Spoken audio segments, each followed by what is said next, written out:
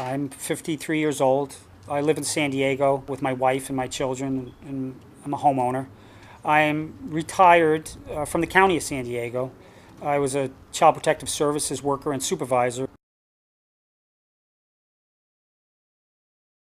I bought about $219 worth of tile, which here might cost like 400 or 500, and I loaded up my car.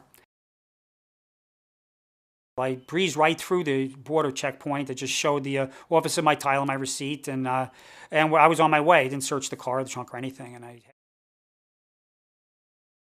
It was probably about 20 minutes on the 94 freeway.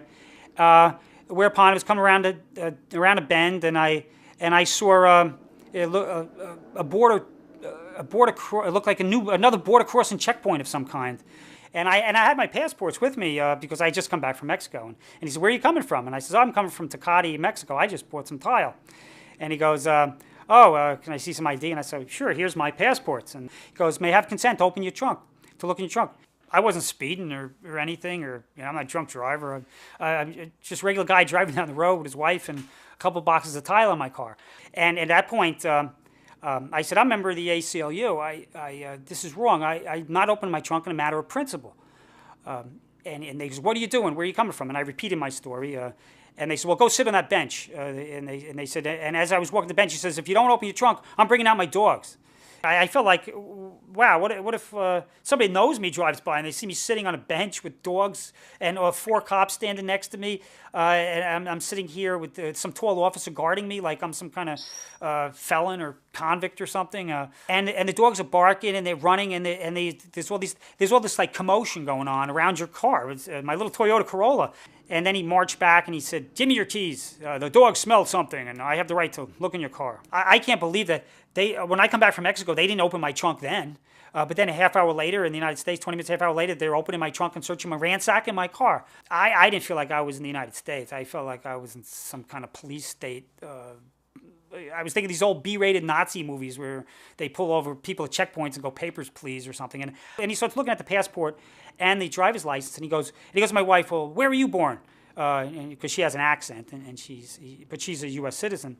And so she says, "Oh, I was born in Syria." And he goes, "Oh, Syrian," like you hit the jackpot or something. My family's been in the United States since 1710 in New Jersey. We were farmers in New Jersey. My direct ancestor was a Presbyterian minister for Hackettstown during this Revolutionary War. And here, my family's lived in the United States since before there was the United States. And now I'm actually feeling nervous when I'm going to work on my own rentals and doing work in San Ysidro that I may get pulled over by a border patrol and asked, "Where's your passport?" And now I have to carry my passport with me when I go out to Home Depot or something. I don't need this kind of grief. I don't need this kind of harassment. I'm afraid these guys might, for whatever reason, because I'm talking to you, or because I filed a complaint after I got back with the Border Patrol. There's at their website. Now I'm doubly afraid now. I don't know why they took copies of my passport and my papers. Whether they're going to keep a record on me or something, going to open a record, they checking me out or something, and they're going to keep filing me. Will I be able to? Is there something beyond this? I feel that when I'm going out in San Diego County, if I'm going to the supermarket, the store, anywhere, maybe I should bring my passport with me in case I get stopped or something. Maybe my driver's license won't be good enough, and that just doesn't seem right.